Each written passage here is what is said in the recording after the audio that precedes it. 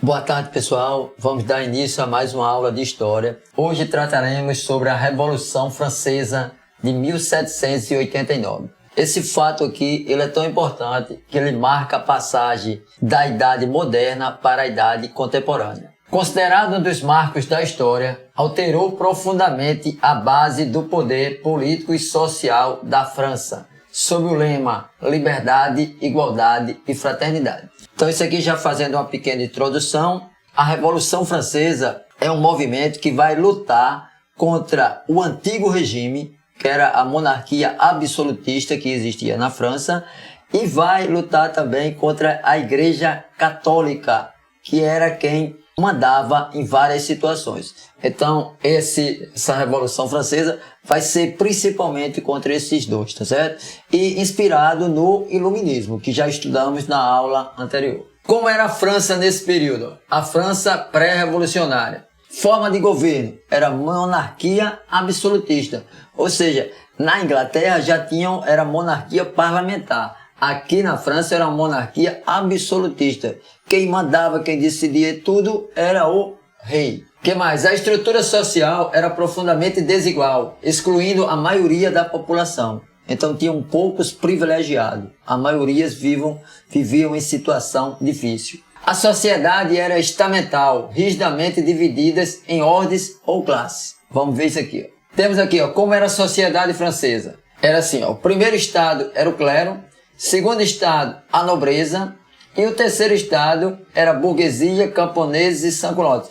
Essa divisão aqui é bem parecida da que nós já vimos na Idade Média, tá certo? Só que no terceiro estado aqui vai começar a existir também a burguesia, que eram aqueles comerciantes que depois vão ser chamados de burgueses, tá certo? Eles vão fazer parte do terceiro estado. Você vê ali que o primeiro estado é só 1%, o segundo estado 2% e o terceiro estado era 97%.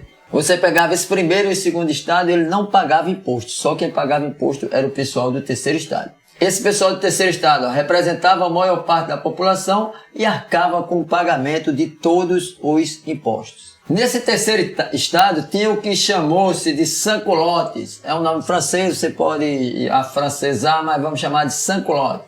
Eram artesãos, trabalhadores e até pequenos proprietários que viviam nos arredores de Paris. Recebiam esse nome porque não usavam os elegantes calções que a nobreza vestia, mas uma calça de algodão grosseira. Então, o pessoal da nobreza, eles usavam os calções elegantes. Já os sans-culottes era uma calça, tá ok? De algodão grosseira. Esse pessoal vai ser muito importante porque vai ter um momento que os representantes dele vão assumir o poder na Revolução Francesa. Nós temos aqui nessa charge, às vezes essa charge confunde um pouco, mas lá em cima seria o clero e a nobreza, e aqui embaixo seria o pessoal do terceiro estado. Ele dizendo, minhas costas não aguentam mais esse peso de pagar os impostos e o primeiro e o segundo estado só ter mordomias. Além das questões sociais acima apontadas, a França passava por uma grave crise econômica. As finanças do Estado estavam prejudicadas desde o governo de Luís XV. Essa situação piorou com a derrota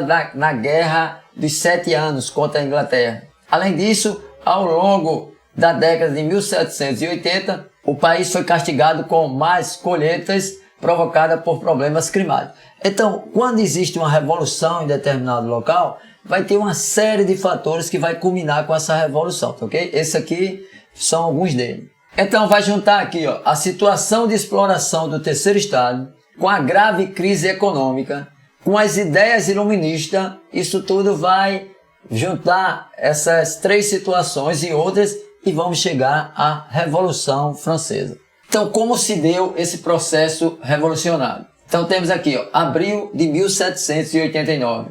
O rei vai convocar os estados gerais. O que eram esses estados gerais? Era o rei, em determinadas situações, ele poderia convocar o primeiro, o segundo e o terceiro estado para se reunirem, para tratar de diversos problemas. Poderia ser criação de impostos e outras situações, tá certo? E fazia muito tempo que esses estados gerais não eram convocados. Diante da situação de crise, o rei vai convocar os estados gerais. Aí vai se criar um impasse, quanto à forma de votação. Voto por estado ou voto por cabeça. Isso aqui era o seguinte, Se a votação fosse por estado, o primeiro e o segundo estado, que estava na mordomia, que não pagava imposto, eles iam votar junto. E o terceiro estado, ele ia votar contra determinadas situações, mas perderiam por 2-1, tá certo?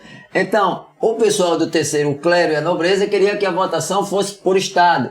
Já o terceiro estado queria que fosse por cabeça, porque somando os total de representantes do terceiro estado com os representantes do primeiro e do segundo, o do terceiro estado tinha mais gente, então ele tinha condições de aprovar alguns benefícios para o terceiro estado. Então temos aqui, não aceitando o voto por estado, o terceiro estado retira-se da reunião e decide se reunir separadamente, porque tomaram a decisão que seria por estado e o terceiro estado não aceitou. Apoiado por deputados dissidentes da nobreza e do clero, o terceiro estado declarara estar reunido em Assembleia Nacional. Então tem alguns deputados do primeiro e segundo estado que vão apoiar o terceiro estado. E aí eles vão se declarar em Assembleia Nacional. Reunião dos Estados Gerais, aqui ó, uma pintura representando como se fosse essa reunião de Estado Geral. Primeiro, segundo e terceiro estado. A Revolução Francesa ela vai ter 3 fases.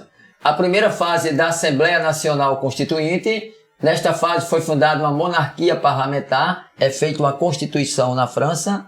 Na segunda fase, a Convenção Nacional, foi a etapa mais popular do movimento, já que os jacobinos, a gente vai ver o que é os jacobinos, eram representantes políticos das classes populares. É o período mais radical da Revolução. E a terceira fase, conhecida como Reação Termidoriana, o golpe de Estado armado pela alta burguesia para assumir o poder.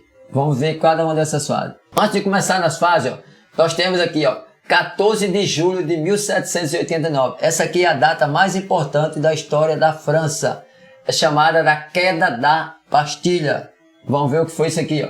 A queda da Bastilha e a Assembleia Nacional Constituinte. Em maio de 1789 é convocado os Estados Gerais, a Assembleia dos 3 estados, primeiro, segundo e terceiro estado. Eles têm desacordo contra a votação, mas decide que a votação seria por estado. O que é que vai acontecer? Com essa situação, em 14 de julho de 1789, o povo ele vai e toma a Bastilha. Vamos ver o que é a Bastilha. A Bastilha é uma velha fortaleza, construída em 1370, utilizada pelo regime monárquico como prisão de criminosos. Na regência do cardeal Richelieu, porém, o prédio foi transformado em uma prisão de intelectuais e nobres, especialmente os opositores à ordem estabelecida, seja em relação à monarquia, sua política ou mesmo à religião. Então essa Bastilha ela vai ser transformada numa prisão política. Todos aqueles franceses que fossem contra o regime, criticassem o regime ou criticassem a igreja, poderiam ir preso nessa Bastilha. E o povo vai lá e toma essa Bastilha. Então simbolicamente seria um dos movimentos mais importantes da Revolução Francesa. Aí no primeiro período, a Assembleia Nacional Constituinte aboliu os privilégios feudais, aprovou a Constituição Civil do Clero, confiscou bens do clero, que nós vimos já anteriormente, que a igreja tinha muita terra, muitos imóveis, vamos dizer, e nesse período da Revolução isso vai ser confiscado, vai ser tomado da igreja. Publicação dos direitos do homem e do cidadão e aprovou uma Constituição. Aprovando essa Constituição, o rei governaria com a Constituição. Aqui nós temos uma pintura da Declaração dos Direitos do Homem e do Cidadão, que é muito importante. A Constituição de 1791, ela formou um governo constitucional, mas tinha um problema grande aqui, ó. Ela manteve, mesmo inspirado no movimento iluminista, aquele negócio de igualdade, liberdade e fraternidade, mas ela deixou a escravidão nas colônias. As colônias que a França tivesse, continuava a escravidão. Então ela é um contrassenso. Aí temos esse período da monarquia constitucional, tá certo? Que o rei vai governar um pouco, mas depois algumas lideranças vão assumir aqui, ó. Principalmente esses 3 aqui, ó. Danton, Marat e Robespierre. Eles são jacobinos e eles vão assumir o poder. Quem eram os girondinos e os jacobinos? Isso aqui é importante entender. Os girondinos eram os representantes da alta burguesia, dos burgueses mais ricos. Defendiam posições moderadas, porque eles não queriam revolução radical. Por quê? Porque eles poderiam perder o que têm. Já os jacobinos representavam a pequena e a média burguesia e o proletariado. Defendiam posições radicais em benefício do povo e dos oprimidos. Na convenção, ó, no início da convenção, os girondinos vão tomar a frente, assumir o poder, tá certo?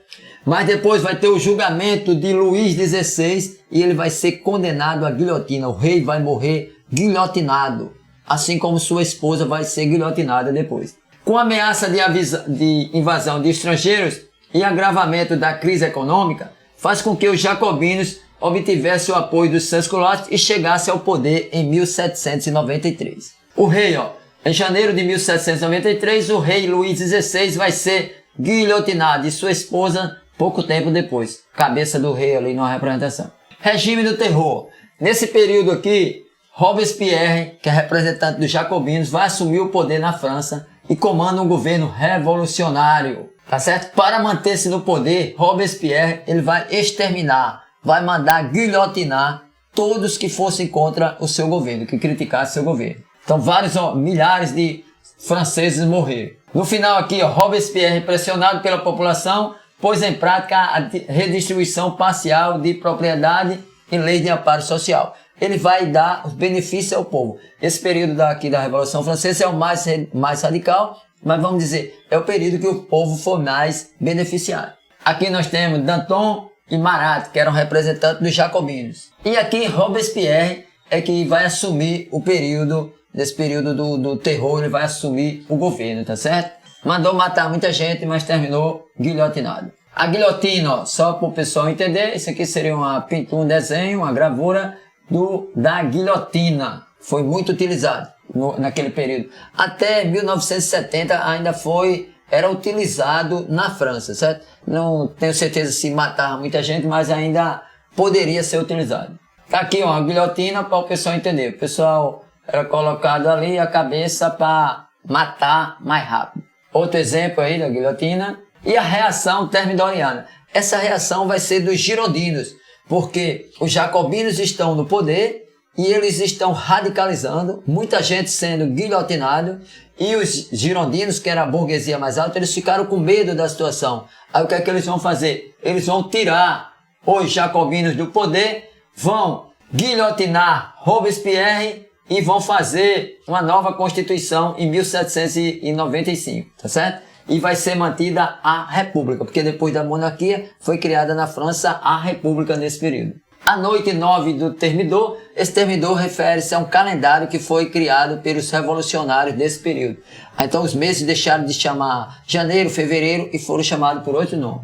Então os girondinos vão assumir o poder e vão dar esse poder para 5 membros, chamado de o Diretório. Então esse diretório é quem vai assumir o poder no lugar dos jacobinos, de Robespierre, tá certo? E nesse período aqui vai se destacar a figura de Napoleão Bonaparte, que posteriormente é quem vai assumir o poder na França. Então aqui, ó, os resultados da Revolução Francesa. Os efeitos da Revolução Francesa de 1789 atingiram em pouco tempo todo o planeta. Os ideais de liberdade, igualdade e fraternidade se consolidaram como princípios universais e inspiraram a luta pela independência e liberdade em diversos países. A Revolução Francesa contribuiu para a construção de sociedades mais democráticas, pautadas nos direitos humanos. Depois da Revolução Francesa, teve algum período que ainda teve rei lá na Europa, mas 10 anos depois, 20 anos depois, vai praticamente se mudar. Não vai ter mais reis absolutistas. Com essa revolução que começa na França, ela vai mudar a história. Que a partir dessa revolução, o antigo regime, os reis absolutistas na França, ele vai cair e em outros países também, tá certo? E a igreja também vai perder poder depois da Revolução Francesa, tá certo? Então, pessoal, esse aqui é um resumo da Revolução Francesa. É claro que é muito grande esse assunto, mas dá para o pessoal ter uma ideia de como foi, tá ok? Obrigado e até a próxima.